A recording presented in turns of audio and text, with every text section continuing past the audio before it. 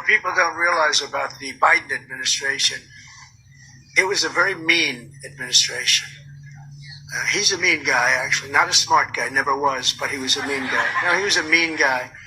And he knew enough about what was going on. He wasn't like some of the people that surrounded him on the beautiful Resolute desk in the Oval Office. They were stone cold mean.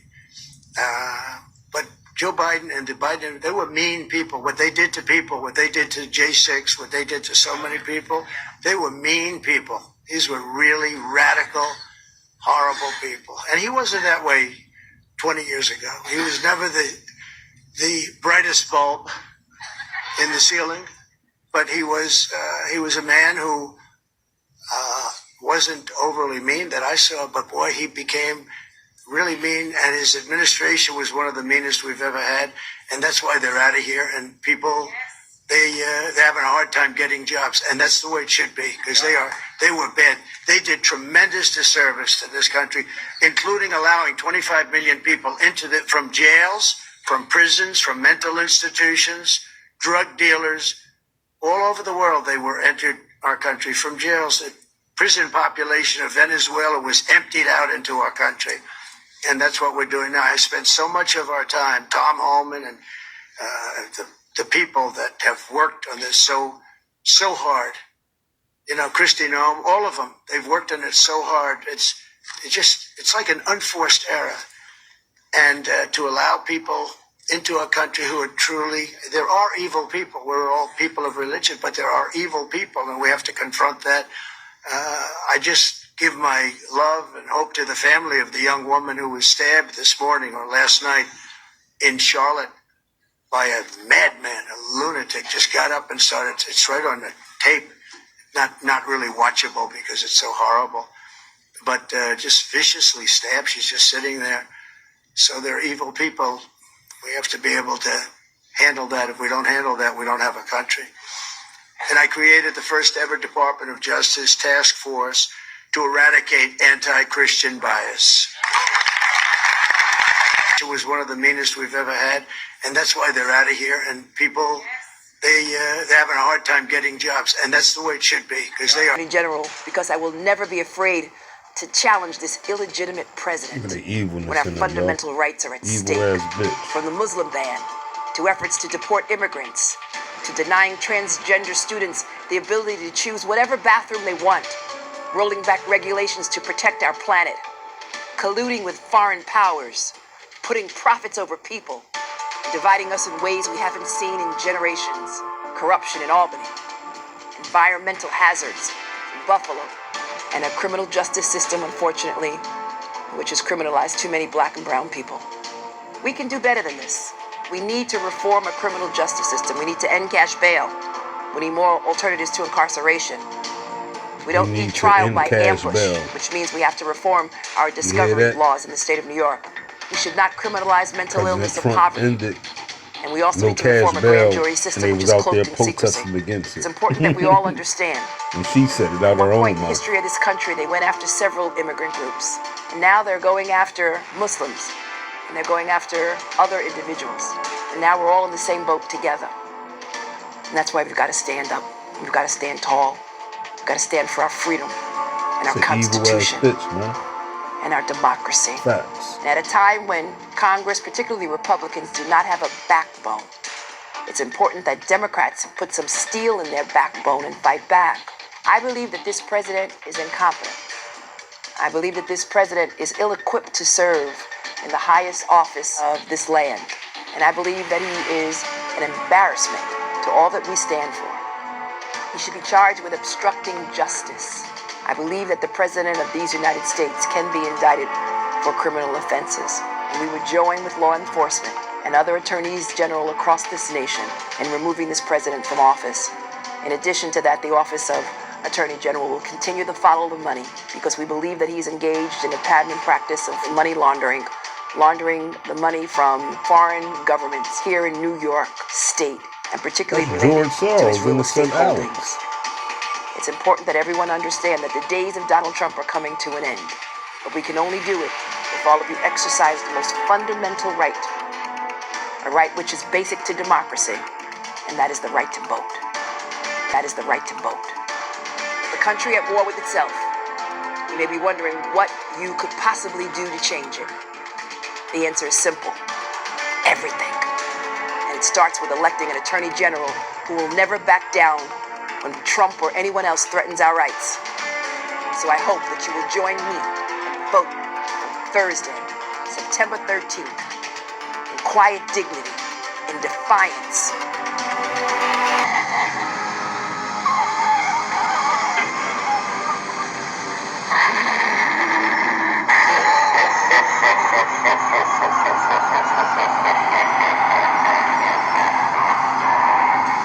Specifically, the indictment brings felony charges against Donald John Trump, Rudolph William Louis Giuliani, John Charles Eastman, Mark Randall Meadows, John Cheeseborough, Jeffrey Clark, Jenna Lynn Ellis, Ray Stallings Smith III, Robert David Cheeley, Michael A. Roman, David James Schaefer, Sean Micah Tresher Steele, Stephen Cliffgard Lee, Harrison William Prescott Floyd, Travion C. Cootie, Sydney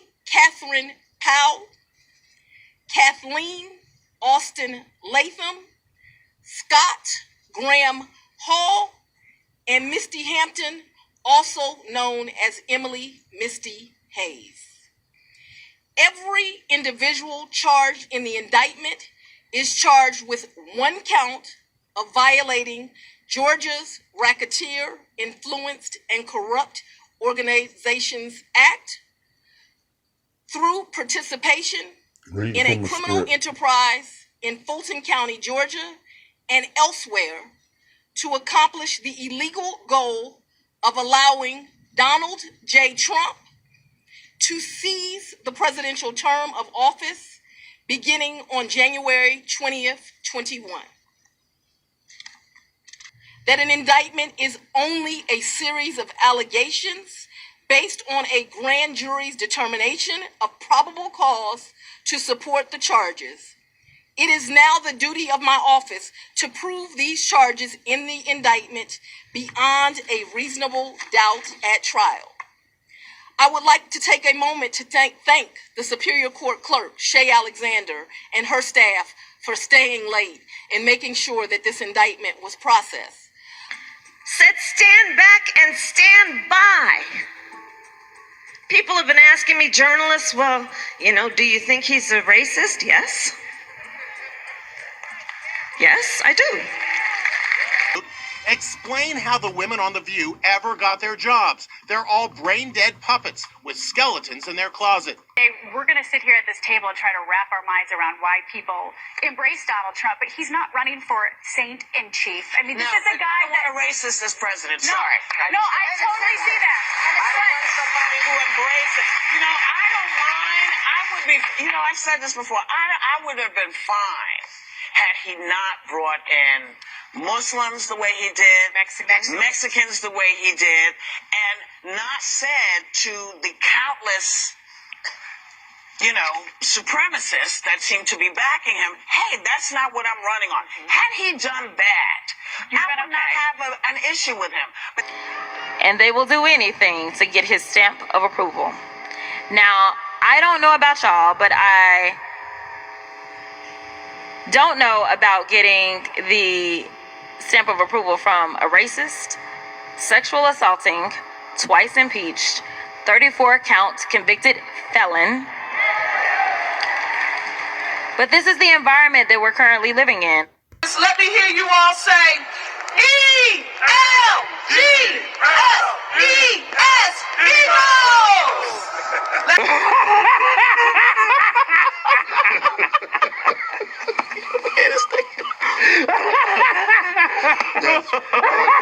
Know the direction of the jobs market. Pay attention to the black unemployment numbers. That's not my guidance. That's the guidance from economists and experts who know much more about this than I. But let me explain. Right now, the U.S. unemployment rate is at 4.3%. We just learned that very few jobs were added in August, about 22,000. That's not good. If you were to describe this via text, you send a red alarm emoji. Now, for black workers, the data is worse. For now, another month, the unemployment rate is going up. It's now 7.5%. That's the highest it's been since October of 2021. And it's a number we've been watching ever since it was 6.8% in June. It's 2 alarm emojis. You dig even deeper, and you'll find that black women are disproportionately struggling right now. The jobless rate for black women is at 6.7%. The last time it was that high, September of 2021, back during the pandemic. Add one more red alarm emoji. Why is this happening? Economists have told us that when we see the unemployment rate going up for black people, it's a sign that it could soon go up for all people.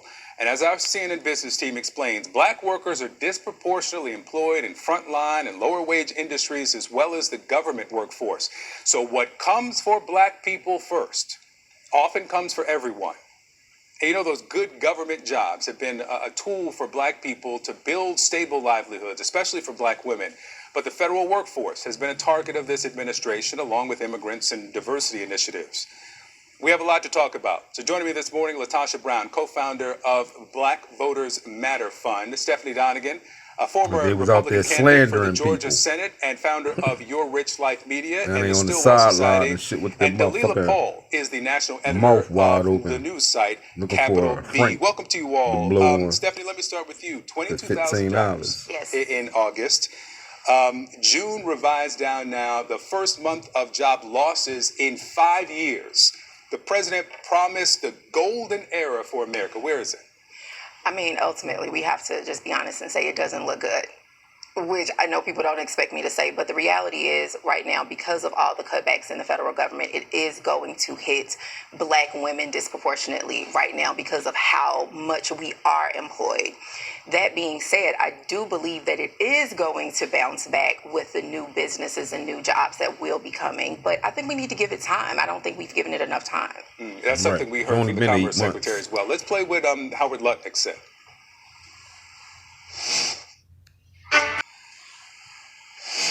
We've seen that in all sorts of agencies throughout this government. The people, the holdovers from the Biden administration, they're just bent against the president's success. They're rooting against America and against Donald Trump, and that's got to end. So he can't replace somebody, 2 weeks ago, and you expect fundamental change.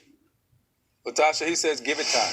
The challenge with this is that when you look at black women, we, in particular in terms of women, we are, in terms of participation in the labor market, we're 60% more than all of our women counterparts of the labor market. But what's interesting in federal jobs, we're about 11.7%, which means that's in parity of our population, right? But when you look in the private sector, we're less than 1.8% when you look at higher management jobs. So what we have seen is that federal jobs have actually created a pathway and opportunity that black women, it demonstrates that when black women are given an opportunity, that there are federal protections that allow us to matriculate, that what you see is that we're able to get representation. What he's saying around that we're supposed to just play on the market, but what we're seeing is an underrepresentation in the market, that oftentimes we're underpaid in the market, we're in entry-level jobs, you do not see the same kind of economic stability that we've seen with federal employment.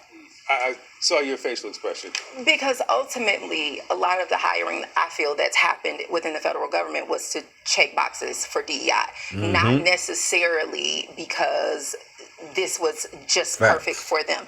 And I only say that because of how many black women have been employed. And I think that's part of the reason is we're seeing the layoffs that we're seeing and the unemployment, because that's how they got hired in the first place. I think the interesting thing about that is that in terms of federal jobs, that is merit-based, that people actually are able to keep their jobs or even to literally ascend based on being merit-based. You don't see that in the private sector. So I think it's really to say that black women working in these jobs is to check a box. It ignores the fact that is a merit base. Well, to a degree, because I do know for federal government, depending on what your history is, if you have worked in the military, if you're black, you do get extra points when it comes to hiring. And so being black in general will push people up when it comes to hiring. Being a black woman will push people up when it comes to hiring.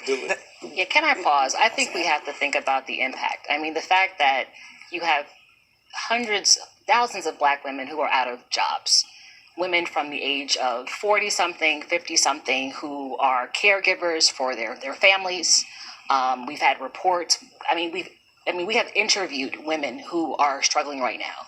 So I hear what you're saying about the checking of the boxes, but I think we're losing sight of the human impact of this. Actually, I agree with you on that. I actually feel that it's quite unfortunate that that has to happen. Black ladies. But we cannot continue to keep people in jobs to keep a payroll going. I think that's unfortunate. But that's not, because y'all had batteries in I your have to back. disagree with you. I think a lot of the women who have been losing their jobs have played critical roles in government. But if it was and it's really beyond critical, DEI. if it was really critical, they would still have their job. It wasn't that critical. No, they don't have their jobs because now there's a policy in place that really has been racialized. It's not. We're looking in a space that how were they able to ascend? It wasn't about the checking the box. It was hard work. It was. We know that in a culture as in America, when have black women ever been given something just because we're checking a box? The women, we are the cornerstone of this economy all across it. Well, I hear you, but I can also say that one of my first jobs was for the federal government, and I was very clear that I got pushed up ahead of people because I was black and I could check the box. Well, let me ask you this, because there's a gender economist, Katika Roy, who calculated between February and July that 319,000 black women lost their jobs in the private and public sector. In that same period, job increases for white men was 365,000. There were 176,000 job gains for Hispanic women. There were 142,000 job gains for white women. And so when you suggest that these black women were in jobs to check a box, reconcile that with the increases for these other demographics and communities. Well, those jobs were earned and they deserved better jobs and deserved to have more jobs, while the hundreds of thousands of black women were just there to be pushed along and check a box. Well, no, that's not what I'm saying, because ultimately I think we all can agree that DEI has not just helped black women. So that's in the first place. DEI has helped minorities, women, white women. DEI has helped not just black women, but when it comes to the conversation of federal workers, with us being such a large percentage of federal workers. It's deeply insulting to say that. It's deeply insulting that when you're looking at federal workers, we make 11.7%. That's just in parity of our population. And so that there you have 80%, of more of people that represent different segments of society. So to suggest that black women in some way, that our presence in the federal government has come from just somehow we are checking the box really, really undermines the fact that we have been the cornerstone of the labor market in this country. No, it doesn't. It just looks, that's the way you want to see it. It doesn't. Ultimately, black women were not the only people who were laid off. It's just that the conversation we're having today is around the large percentage of black women, and that is because of how many black women are employed federally. But ultimately, when we talk about people who have still been employed, who have been hired of other ethnicities, of other races, I know for sure, I've seen the conversation on social media of people saying that they're not going back to work yet. I've seen the conversation of people saying that they're going to sit on unemployment. I've seen the conversation of people saying they're going to start businesses. And so ultimately, I don't even think the numbers are completely correct yet. And I don't know if we're going to know that for a few months. Julie, let me get you in here, and I'll bring this, that black women bore the brunt of the job losses during the pandemic. They bore the brunt of the job losses of Doge. And so as we look at this continue in private sector as well, what's that mean on a community economic level, on a home economic level, with black women disproportionately being head of household in many homes? I mean, it's the ripple effect. It's the fact that people can't pay their mortgages. People can't afford to take care of their parents who are sick. They have kids in college. But I want to also mention how, just back to her point about the jobs, the Department of Education had a large amount of black women who were laid off. Many of these women worked in the civil rights divisions. These offices investigated discrimination against black students. there are these real consequential ripple effects that are happening professionally and personally. And we have to keep that in mind. So do we not think that these jobs will come, as this coming to the state, the Department of Education coming to the states, are we not looking at it as though the jobs will open back up? Are we not looking at it as though it's stopped on a federal level, but it will move to a state level? Are we just ignoring that fact? No, what we're looking at is that households are being impacted. What So we're looking at is are we going to continue paying people just because we feel bad for them when those show that these divisions... No, this isn't about feeling bad for them. We're saying that there are credible workers who have actually contributed and continues to But in to departments in which we've shown waste. So we can't keep... But how have we proven waste? That's not been proven. We've got to pause here. Latasha, Dalila, Stephanie, thank you all for staying with me. I will say here, where I started this conversation is where I want to put an exclamation point on the end. What has come for Black workers, and specifically Black women, economists say will be coming for everyone. So this will be a conversation over the next months and years that could expand. And that's why they're out of here, and people, they're having a hard time getting jobs, and that's the way it should be, because they were bad. They did tremendous disservice to this country. Administration was one of the meanest we've ever had, and that's why they're out of here. And people, they're having a hard time getting jobs, and that's the way it should be, because they were bad. They did tremendous disservice to this country, including allowing 25 million people from jails, from prisons, from mental institutions, drug dealers. All over the world, they were entered our country from jails. The prison population of Venezuela was emptied out into our country. And that's what we're doing now. I spent so much of our time, Tom Holman and the people that have worked on this so hard. You know, Christy Nome, all of them, they've worked. It's like an unforced error. And to allow people into a country who are there are evil people. We're all people of religion, but there are evil people, and we have to confront that. I just give my love and hope to the family of the young woman who was stabbed this morning or last night. I don't know if you saw, I saw today that a news report broke that Amy Klobuchar was being vetted, and a lot of people on social media, they're not too happy about that. And it's because they want your running mate to be a Black woman. I don't know if you saw the op-ed in the Washington Post by some of the leading Black women voices in this country. And they feel since Black women are such a loyal voting bloc and Black people saved your political life in the primaries this year, they have things they want from you. And one of them is a Black woman running mate. What do you say to them? What I say to them is that I'm not acknowledging anybody who is being considered, but I guarantee you there are multiple Black women being considered. Multiple. Well, Thanks so much. That's really our time. I apologize. It's because they want your running mate to be a Black woman. I don't know if you saw the op-ed in the Washington Post by some of the leading Black women voices in this country. And they feel since Black women are such a loyal voting bloc and Black people saved your political life in the primaries this year, they have things they want from you.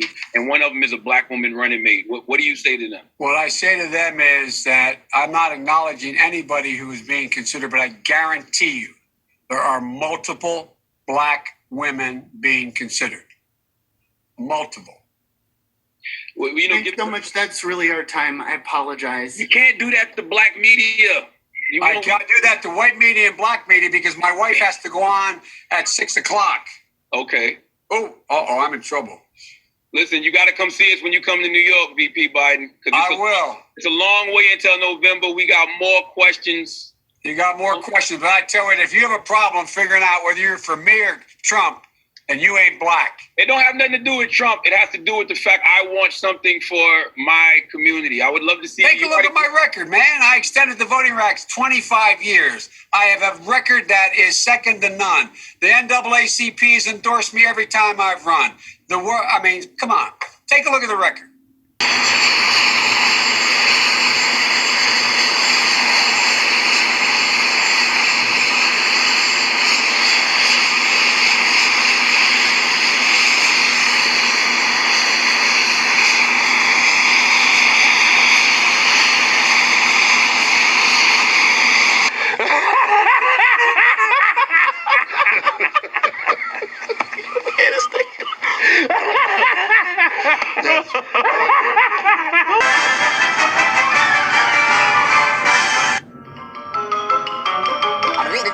That's all, folks.